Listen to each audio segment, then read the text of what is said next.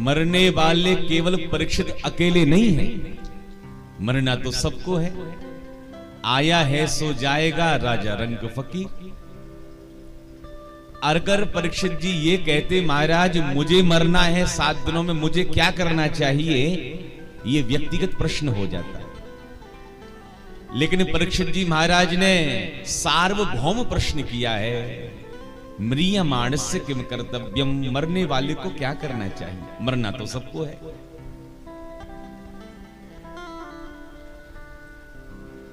सुखदेव महामुनि कहते परीक्षित, संसार का प्रत्येक प्राणी खाने पीने सोने में पूरा जीवन व्यर्थ में गवा देता है,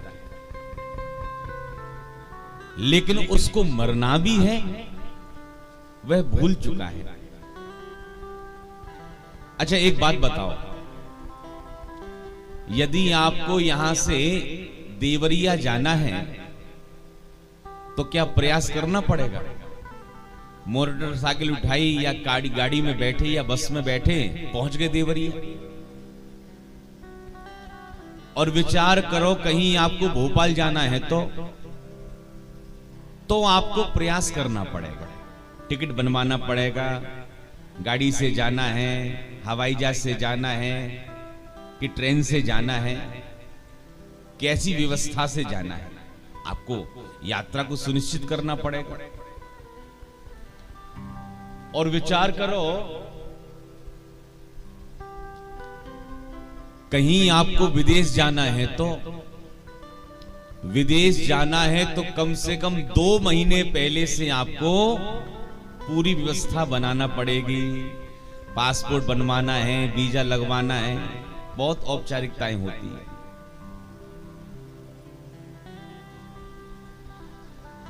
यात्रा जितनी लंबी होती है तैयारी हमें उतनी ज्यादा करना पड़ती है।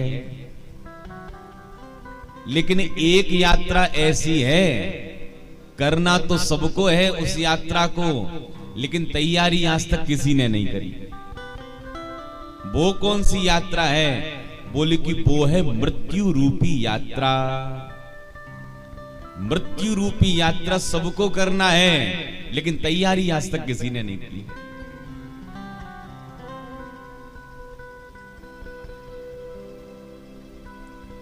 सुखदेव जी कहते हैं परीक्षित, मृत्यु से बचना चाहो तो 3 बातें याद रखना। तस्मात् भारत सर्वात्मा भगवान हरिरीश्वरः श्रोतव्यः कीर्तितव्यश्च स्मर्तव्यश्चेक्षता भयम्। तस्मात् भारत सर्वात्मा। अभी देखो ये हल्ला हो रहा है, ये बिजली वाले जो काम कर रहे हैं, शांति से अपना काम करो भैया, बिल्कुल शोर ना मचाओ। तस्मात् भारत सर्वात्मा। यहां सुखदेव जी महाराज परीक्षित को भारत कहकर संबोधित कर रहे हैं।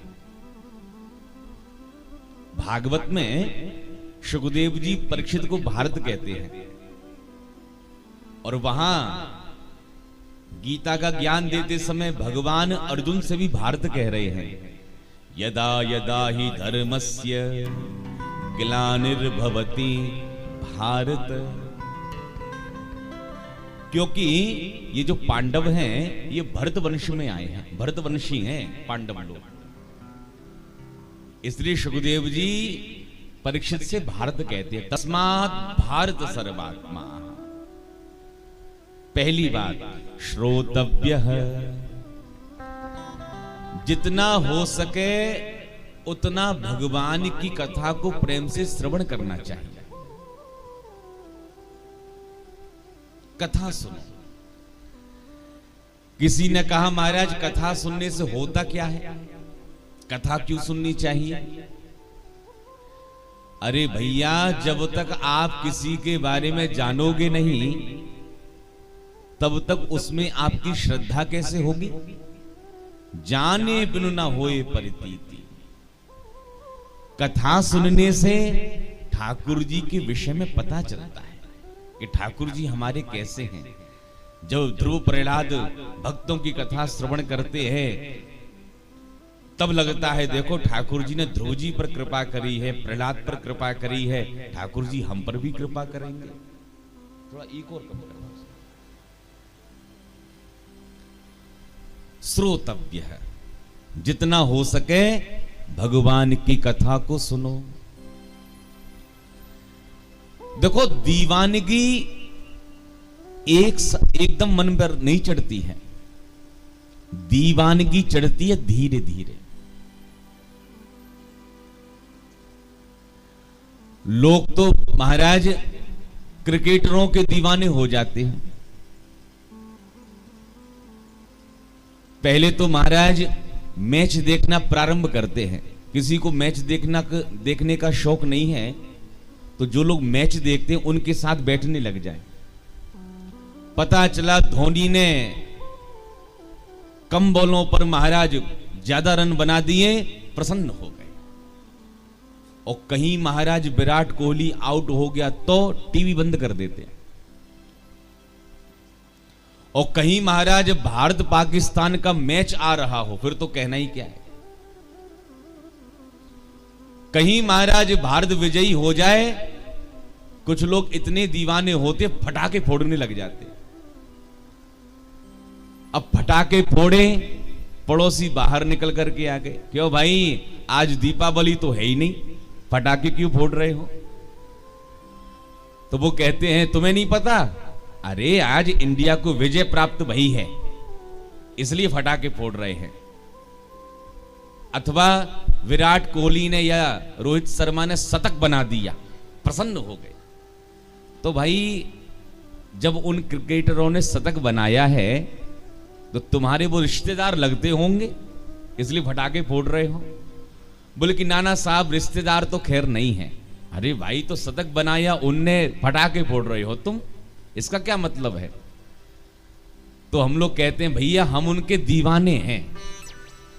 उनकी हर उपलब्धि में हम अपना गौरव महसूस करते हैं कि देखो कितना बढ़िया मैच खेला। लोग अभिनेताओं के दीवाने हो जाते हैं। आप देखो जो अभिनेता लोग होते हैं उनके डुप्लीकेट भी होते हैं। अमिताभ बच्चन का डुप्लीकेट भी होता है। अब डुप्लीकेट का ऐसे ही बन गया क्या? बोले कि ना, धीरे धीरे दीवानगी चढ़ी उस पर अभिनेता की, और इतना दीवानापन आ जाता है मन में कि जैसे अभिनेता चलता है वैसे वह भी चलने लग जाता है। जैसे अभिनेता कपड़े पहनता है वैसे वह भी कपड़े पहनने लग जाता है।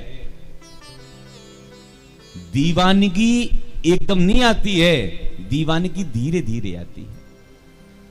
अच्छा तो एक बात बताओ, जब लोग क्रिकेटरों के दीवाने हो सकते हैं, लोग अभिनेताओं के दीवाने हो सकते हैं, तो क्या हमारी भक्तिमती मीरा गिरधर गोपाल की दीवानी नहीं हो सकती?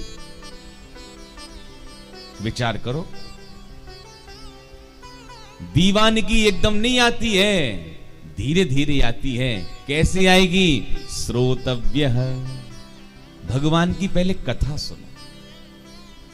सुनते सुनते सुनते सुनते जब भगवान के विषय में पता लगने लग जाए कि ठाकुर जी हमारे ऐसे हैं।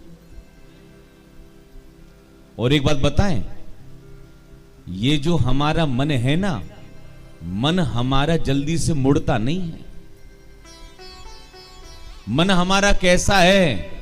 मन हमारा लोहे के समान है। अब आप विचार करो, लोहे को आप मोड़ना चाहो तो क्या लोहा मुड़ जाएगा? लोहा नहीं मुड़ने वाला।